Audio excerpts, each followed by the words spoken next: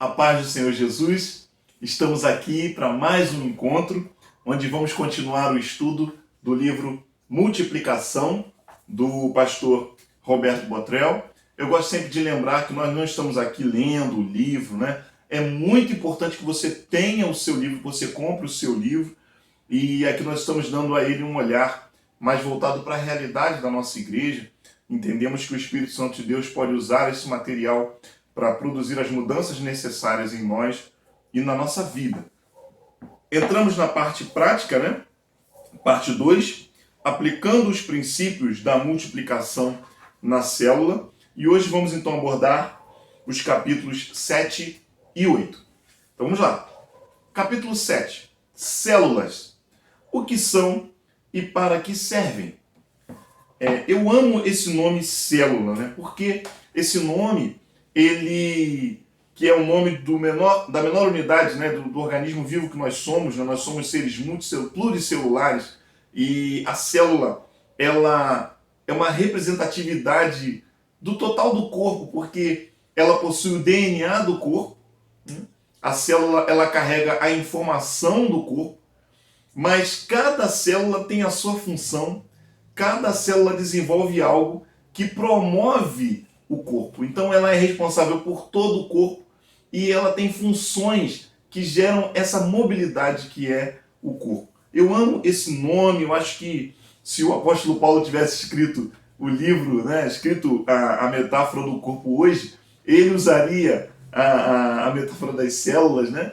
Mas é porque a gente percebe que a igreja é esse organismo vivo, esse organismo dinâmico que possui partes, mas que essas partes não podem ser isoladas, porque é um movimento que é um movimento do corpo. E o autor fala isso aqui. Na página 124 ele diz: da mesma forma que uma célula do corpo humano não é um organismo unicelular, que vive sozinho de forma autossuficiente, cremos que as células não deveriam ser independentes umas das outras. Juntas, elas se apoiam, se alimentam, se multiplicam. Por isso valorizamos os pequenos grupos e, ao mesmo tempo, o grande grupo. Então, perceba que a estratégia das células, ela não significa que a igreja se reduz a isso, porque senão não seria corpo. Então a gente usa uma outra metáfora também, que é a do voo do pássaro, né? Para ele voar, ele precisa ter duas asas. É a asa do pequeno grupo e a asa do grande grupo. Existem ações, movimentos da igreja que só acontecem no pequeno grupo. A vida em comunhão, a edificação, o discipulado, isso só acontece realmente quando nós experimentamos de um grupo pequeno, onde há relações de confiança que são estabelecidas, relacionamentos profundos. Mas, ao mesmo tempo, existem movimentos que a igreja só consegue realizar porque ela é um grande grupo. Então a igreja pode ter ações missionárias, enviar um missionário para outros países, algo que um grupo pequeno não conseguiria. A igreja pode fazer movimentos de ação social, tendo um olhar para a sua comunidade, levando uma mensagem de amor e de esperança, mas também de forma prática. Então, esse é um movimento que precisa de muita gente, é um movimento que precisa de recursos. Então, o grande grupo, a asa do grande grupo, pode realizar isso. Então, você perceba aqui que é relevante, é importante para a vida da igreja que ela tenha esses dois movimentos. O movimento do pequeno grupo e o movimento do grande grupo. Mas em ambos os momentos, ela sempre é a igreja. O autor diz isso aqui na página 125.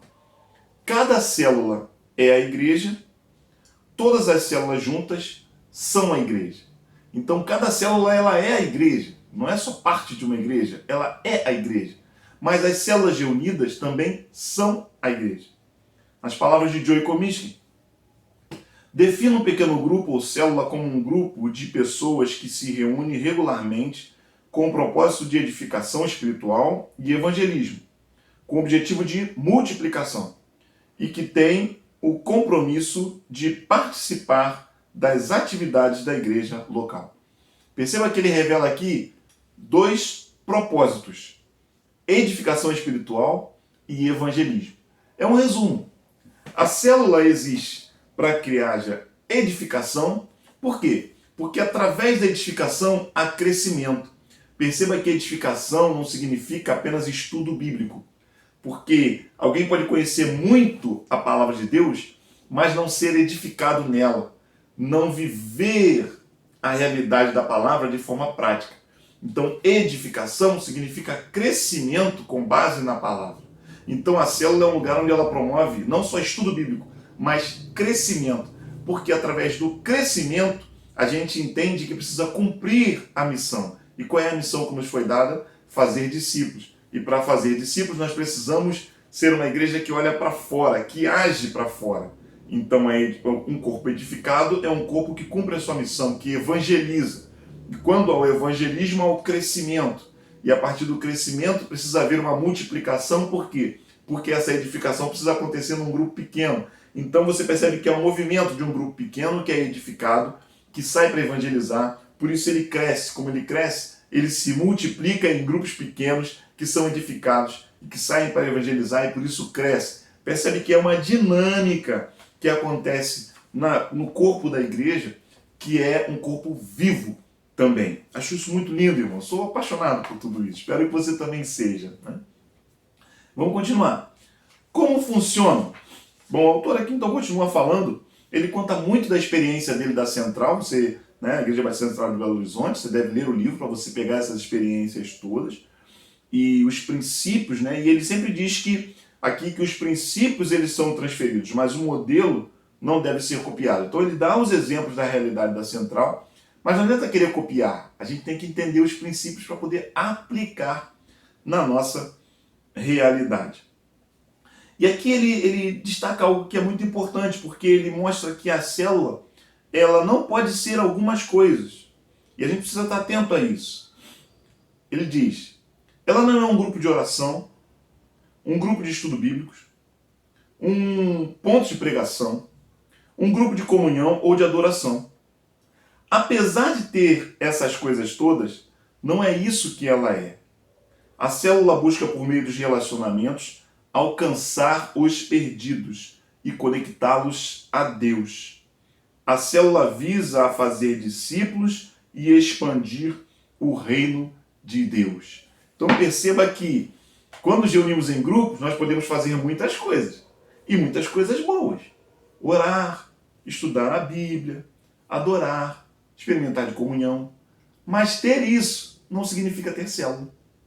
Porque a célula ela tem um objetivo, que é fazer discípulos, que é ganhar vidas para Cristo, que é promover o crescimento do reino de Deus. Olha aqui o que Joy Comiskey fala. Células que transformam vidas devem ter as seguintes características. Foco para cima, conhecer a Deus. Foco para dentro, conhecer um ao outro. Foco para fora, alcançar aqueles que não conhecem Jesus com o objetivo de multiplicação da célula. E foco para frente, formar novos líderes. Então aqui ele vai compartilhar a experiência dele, as formas como eles fizeram na Central, mas entenda que o mais importante é saber qual é a essência, quais são os princípios. E aí, olhando para a nossa realidade, para a nossa igreja, nós já temos, a partir das outras lições, enxergado que em alguns momentos nós não estamos sendo células, nós estamos tendo grupos, nós estamos nos reunindo semanalmente, mas não estamos vivendo uma experiência verdadeira de células. Então, precisamos ter humildade para reconhecer isso e fazer os ajustes necessários. E é isso que o capítulo 8 vai começar a mostrar. Capítulo 8. Princípios norteadores. Com células ou em células? Perceba a diferença. Para nós, as células são a prioridade número 1 da igreja. Percebeu? Ele está falando aqui da realidade da Central de Belo Horizonte. As células são a prioridade número 1 da igreja. E isso é uma igreja em células. Preste atenção e deixe o Espírito Santo de Deus falar ao seu coração para que você vá compreendendo aquilo que é a nossa realidade e aquilo que precisa ser a nossa realidade. Olha o que ele diz ainda na página 129. Muitas igrejas ficam patinando na estratégia celular, pois não definem as suas prioridades. São apenas igrejas com células e nunca serão igrejas em células. Se a igreja não define que as células são a prioridade para o desenvolvimento da obra de Deus, do ministério que a igreja tem, da missão que a igreja tem, para que a visão se cumpra, ela fica patinando. E é apenas uma igreja com células, mas não é uma igreja em células. E aí? Irmãos, onde nós estamos? A gente sabe, né? Tem muita coisa para mudar para nos tornarmos uma igreja em células. Vamos continuar aprendendo aqui. Uma igreja em células gira em torno das células. O calendário da igreja é uma função delas. A liderança da igreja é a partir delas. Os ministérios funcionam com elas. É a igreja em células. As estruturas existentes que não favorecem as células devem ser transformadas ou abandonadas. Eu vou repetir. As estruturas existentes que não favorecem as células devem ser transformadas ou abandonadas. Pastor, isso não é muito radical? Não. Isso é ter consciência de que existe uma missão a ser cumprida. Se eu faço coisas que não estão na direção de cumprir uma missão, não faz sentido fazê-las. Eu estou perdendo tempo e eu estou desagradando ao mestre. E quando ele vier me cobrar, né, a multiplicação, eu não vou poder apresentar. Por quê? Porque ao invés de eliminar, abandonar ou transformar tudo que não estava na direção de cumprir a missão, eu fiquei patinando, tentando ajustar coisas que não têm como ser ajustadas. Então, por isso aqui é muito sério, irmãos. É uma questão de decisão e de avançar. Nenhuma estrutura pode competir com as células. Não significa que a igreja só tenha células. Não. Você vai estudar aqui, você está vendo que a igreja realiza outras coisas, a igreja entende que existem grupos diferentes de pessoas, formas de alcançar o coração dessas pessoas. A igreja tem homens, a igreja tem mulheres, a igreja tem adolescentes, a igreja tem jovens, a igreja tem idosos, a igreja tem pessoas, tem crianças, mas tudo gira em torno de um objetivo, e o objetivo central está no desenvolvimento das células. Olha só o que ele fala aqui a respeito da central e que serve para nós, na página 31. Hoje na central, todos têm que estar em células para poder exercer uma posição de liderança, participar das artes e adoração, do trabalho com crianças, do audiovisual, do ensino, de missões. Se a pessoa não está em uma célula, crescendo e se preparando para assumir a sua e uma próxima multiplicação, algumas coisas estão faltando. Ou ela não compreendeu a visão, ou não está de acordo com ela. É simples. Perceba que no movimento da igreja em célula, todas as pessoas precisam estar em célula. E estar em célula não significa frequentar a reunião da célula.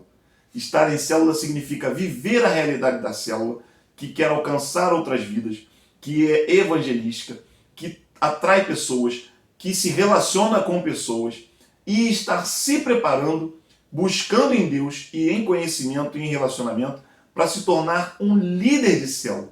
Então, numa igreja em célula, esse é o desejo de todas as pessoas. Não importa o que você também faça na igreja.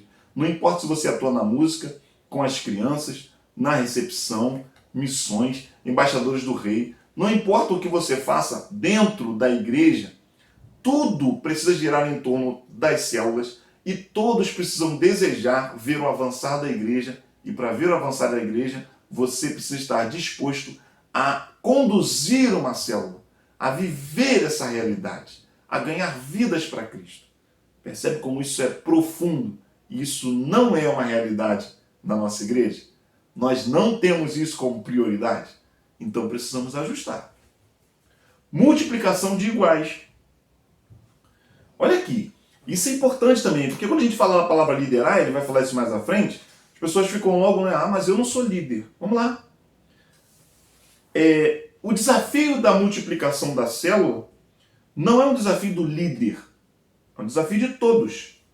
Não é o líder que multiplica uma célula, é a própria célula que tem que se multiplicar. Então esse movimento de multiplicação não é uma obrigação do líder, é um movimento de toda a célula. O líder, inclusive, tem que se multiplicar em um outro líder, porque quando a célula crescer e se multiplicar, ela vai precisar de uma outra pessoa como líder.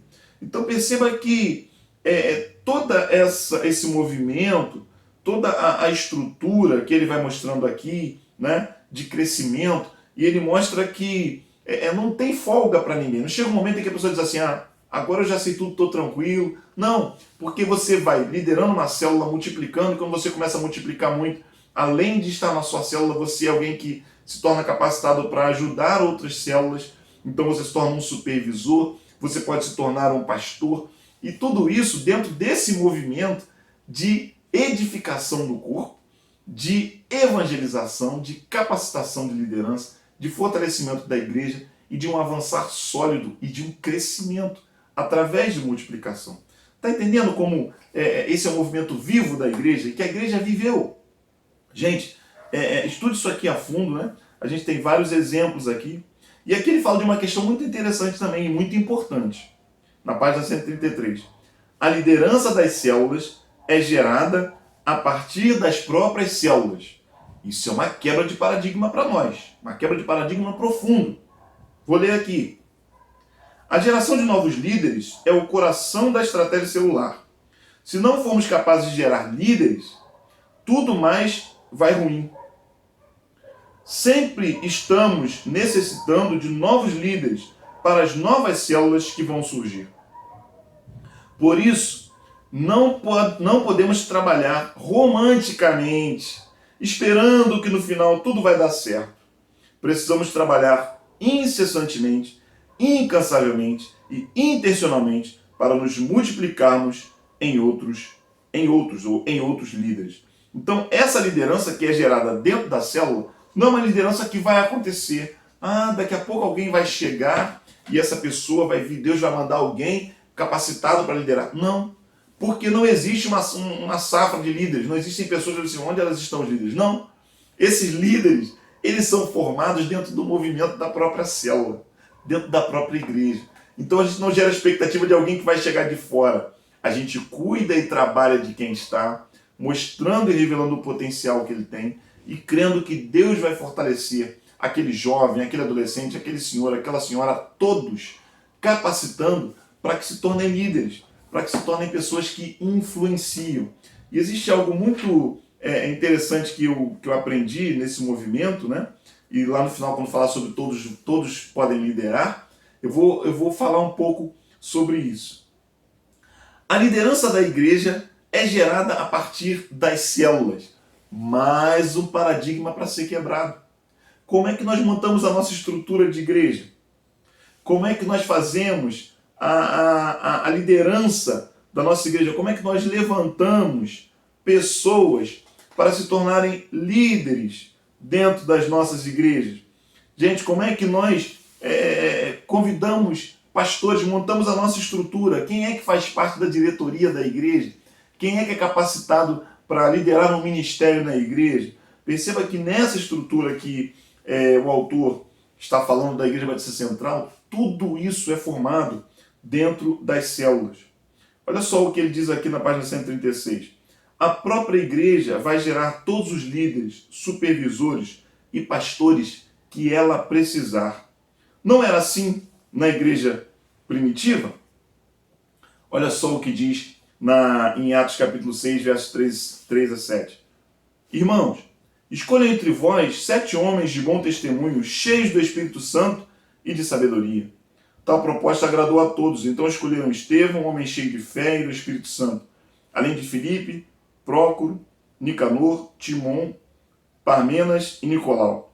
Apresentaram esses homens aos apóstolos, os quais oraram e lhes impuseram as mãos. Assim, a palavra de Deus se espalhava.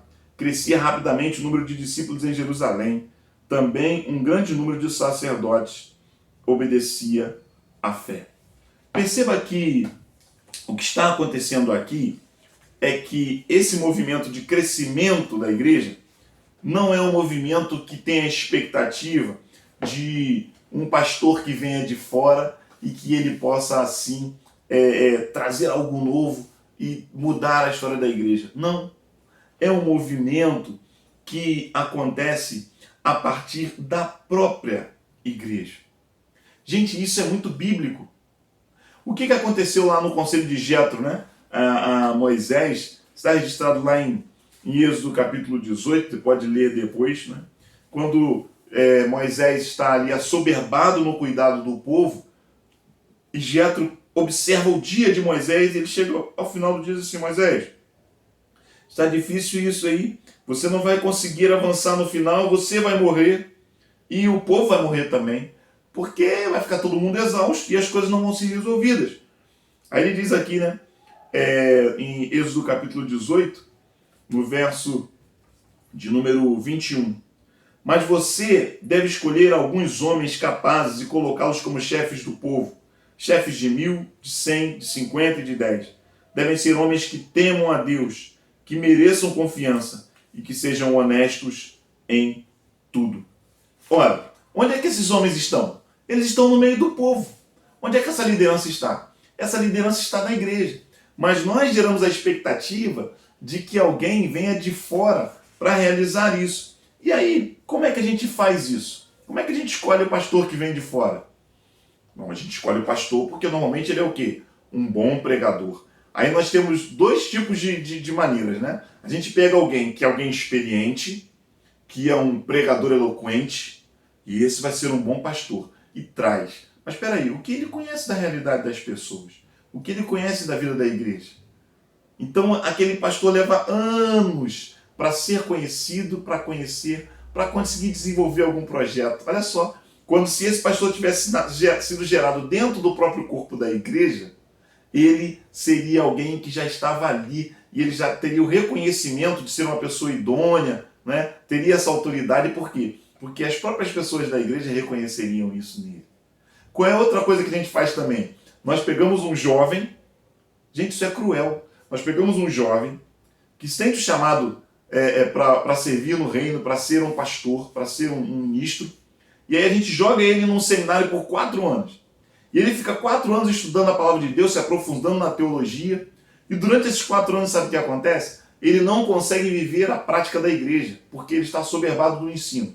Então ele fica lá entendendo tudo na teoria, mas ele não discipula, ele não orienta, ele não convive com pessoas, ele não se relaciona, ele não tem o movimento de ganhar pessoas para Jesus, ele não capacita pessoas, ele raramente prega. E quando ele termina o seminário, ele é consagrado e é enviado para uma igreja para começar um trabalho, como se ele tivesse ali sido capacitado para isso. Quantos problemas nós temos por isso, que poderiam ter sido evitados se essas pessoas tivessem crescido dentro da própria estrutura, de células onde ela já é um pastor, cuidando de vidas. Aí sim ela vai ter um aprofundamento teológico para ser um líder de uma igreja, ela vai ter um conhecimento que é necessário também, mas essa experiência já é uma realidade na vida dele. Gente, isso é bíblico. A liderança vem de dentro da igreja, dos pequenos grupos, e esse movimento é um movimento que faz com que a igreja cresça, avance. Vamos continuar. Novas igrejas são geradas a partir das células. Outro paradigma que a gente precisa quebrar. Por quê? Porque como é que a gente gera novas igrejas? Mandando uma pessoa, né, um casal, ir lá, eles vão ali trabalhando, e aquela dificuldade, aquela luta sem recursos. Não. A igreja, ela surge de quê? De um movimento que é a igreja, porque a célula é a igreja, espalhada, e de repente numa determinada região há um grupo de células, e ali começa a ser difícil vir para o templo. Então começa ali aquele grupo a ter um lugar onde eles podem estudar na escola de líderes, e a partir dali eles começam a entender que podem se reunir, e a igreja como um todo aprova aquilo, a igreja como um todo conhece aquela liderança, e entende que é o momento de enviar, é o momento de plantar uma nova base. Às vezes em outro local é enviado, em outro estado é enviado um grupo para isso. Então percebe que é uma estrutura onde muitas pessoas elas se tornam capacitadas para ministrar, e isso acontece de forma natural. Gente, eu sou apaixonado por isso aqui, sonho com isso, com as nossas células se espalhando pela cidade, e ao se espalharem pela cidade nós temos núcleos, e esses núcleos se tornam igrejas, igrejas que nos vão fortalecer como uma grande unidade que avança, que cresce, que caminha junto e que transforma a cidade e que vê o reino de Deus avançar. Isso é lindo. Todos são chamados para liderar. Ele afirma, ele não pergunta. Todos são chamados para liderar. Pastor, eu não sou líder. Pois é. O problema é que quando a gente usa a palavra líder, algumas pessoas pensam em chefe. Algumas pessoas pensam em eloquência. Pensam em gente que sabe falar, que sabe direcionar, que tem boas ideias. Não é isso. Não é isso. Olha o que o texto diz aqui. Página 139. Enfim, o que o verdadeiro discípulo faz é influenciar outros, a tal ponto que leve a uma transformação de vida e propósito, de modo que eles também se tornam discípulos de Jesus. Tudo se resume a influência. Isso é liderança. Liderança, do livro Monge Executivo, é a habilidade de influenciar pessoas para trabalharem entusiasticamente, visando atingir os objetivos identificados como sendo para o bem comum. Gente, liderança é exercer influência. E você é uma pessoa que tem influência. Você tem influência no meio em que você vive. Então, a igreja em células não gera a expectativa de que todos se tornem pastores de uma igreja como eu sou pastor formado. Não. Mas há a expectativa, sim, de que todos gerem influência às pessoas que estão ao seu alcance e que as transformem em discípulos de Cristo. Então, você, mulher, pode influenciar um grupo de mulheres, por exemplo. Você, mãe, pode ser uma referência e influência para as outras mães da escola do seu filho.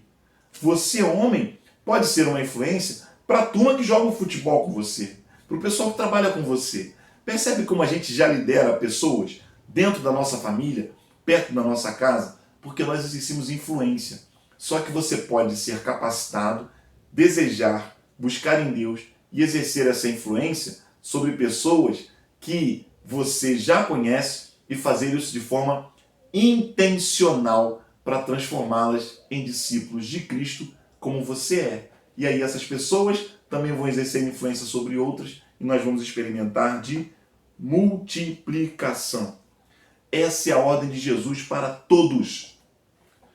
Pastor, mas eu não me sinto capaz. Que bom. A Bíblia está cheia de exemplos de pessoas que não se sentiram capazes. E o autor cita isso aqui, na página 140. Lembre-se de Moisés, de Gideão, de Jeremias. Todos disseram que não tinham as qualificações necessárias. Olha os textos bíblicos. Agora, pois, vá, eu estarei com você, ensinando-lhe o que dizer. Respondeu-lhe, porém, Moisés: Ah, Senhor, peço-te que envie outra pessoa. Olha isso.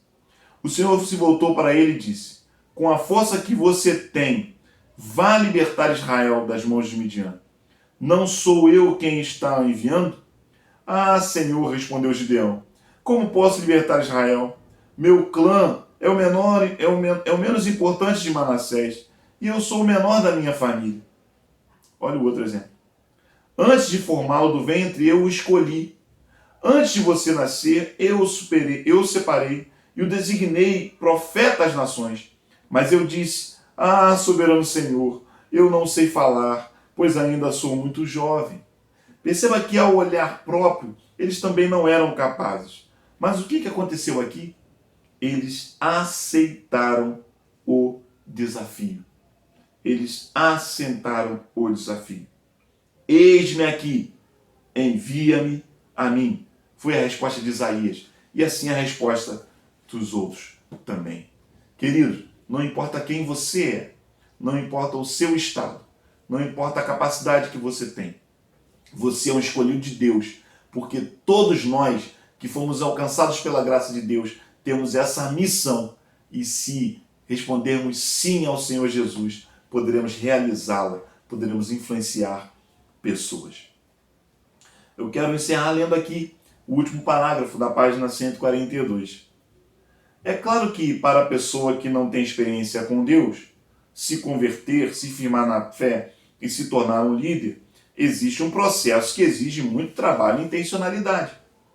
Se todos devem liderar, então a igreja deve ter um processo claro de capacitação de líderes que integre o discipulado em grupo, individual e em sala de aula.